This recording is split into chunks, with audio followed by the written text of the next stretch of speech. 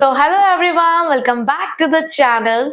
सो बच्चों, आप सभी को पता है कि हमारा ऑनलाइन चीता बैच स्टार्ट होने जा रहा है 8 अप्रैल से।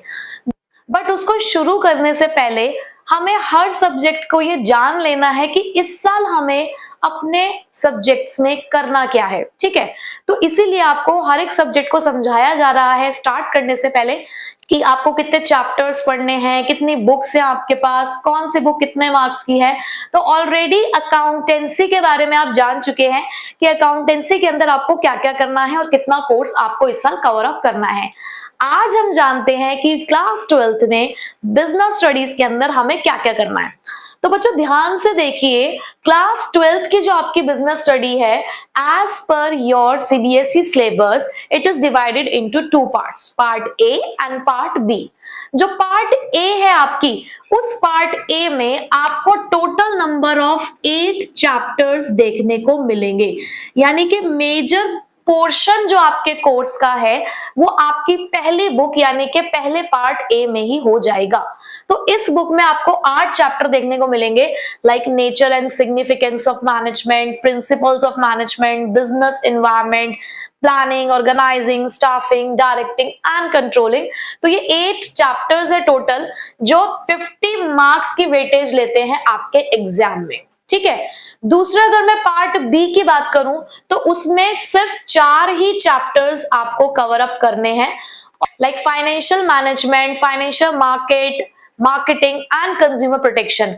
और इन चारों चैप्टर की जो वेटेज है वो 30 मार्क्स की है, यानी कि 80 में से 30 मार्क्स का पोर्शन आपको इस बुक में से देखने को मिलेगा। इंडिविजुअल चैप्टर्स की वेटेज नहीं है, कंबाइंड वेटेज है। लाइक स्टार्टिंग के जो 3 चैप्टर है 16 मार्क्स के हैं, फिर ये 2 चैप्टर्स 14 मार्क्स के हैं, फिर ये लास्ट के 3 चैप्टर 20 मार्क्स के हैं। जो इंडिविजुअल वेटेज है या फिर जो एक हमारा एस्टिमेशन होता है as per the previous year question papers कि कौन सा चैप्टर कितने मार्क्स का आ रहा है, वो जैसे जैसे हम चैप्टर पढ़ेंगे आपको उस हिसाब से बता दिया जाएगा। ठीक है, उधर अगर हम देखें तो ये जो पहले 2 चैप्टर है वो 15 नंबर के हैं, फिर लास्ट के 2 चैप्टर वो भी 15 नंबर के हैं। ठीक है, तो इंडिविजुअल वेटेज आपको पढ़ाते पढ़ाते बता दी जाएगी। ठीक है, अब आप अगर देखें तो पार्ट ए टोटली ना मैनेजमेंट के ऊपर है।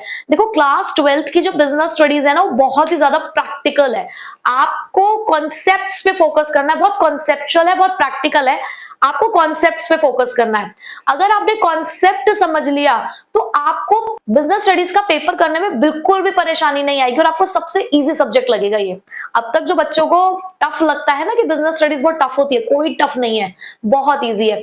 और इस साल थोड़ा सा हमारा पेपर पैटर्न भी चेंज हो गया है, जिसमें लिखने वाला काम आपका बहुत कम है। मतलब जो रोट लर्निंग थी हमारी उसको कम कर रही है सीबीएसई, धीरे धीरे सीबीएसई रोट लर्निंग को कम कर रही है और कॉन्सेप्ट पे, प्रैक्टिकल अप्रोचेस पे ज्यादा फोकस किया जा रहा है। तो इस साल वो चीजों को कम किया गया है, तो बहुत ज्यादा इंपॉर्टेंट हो गया आप लोगों के लिए कि आप कॉन्सेप्ट्स को समझें।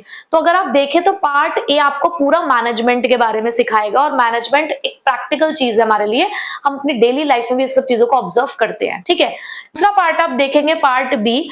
पार्ट बी आपको कहीं ना कहीं जो एक्सटर्नल नॉलेज है उस मैनेजमेंट की, यहां तो मैं कहती हूँ कि हम बिजनेस के अंदर की बातों को सीख रहे हैं। ठीक है, जब हम पार्ट बी में जाते हैं ना तो हम बिजनेस के बाहर की बातों को भी सीखते हैं। तो ये जो पूरा सिलेबस है ना आपका क्लास 12th का, ये आपको काफी कुछ सिखाने वाला है अबाउट द बिजनेस। क्लास 11 में जस्ट हमने बेसिक पढ़ा है, अब उसका थोड़ा सा हम हायर लेवल पे जा रहे हैं इन क्लास 12। तो बच्चों बहुत मजा आने वाला है पूरे साल हमें इन चैप्टर्स को पढ़कर।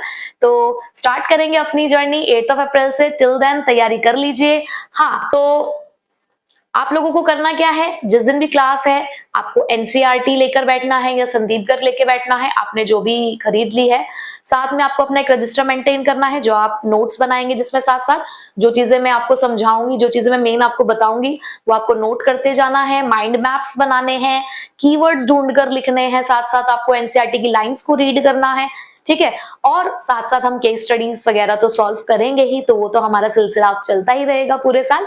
ठीक है, तो बच्चों अपने 8 अप्रैल से जो स्टार्ट होने वाली है पढ़ाई, तो बच्चों 8 अप्रैल से जो पढ़ाई स्टार्ट होने वाली है उसकी तैयारी अब कर लीजिए।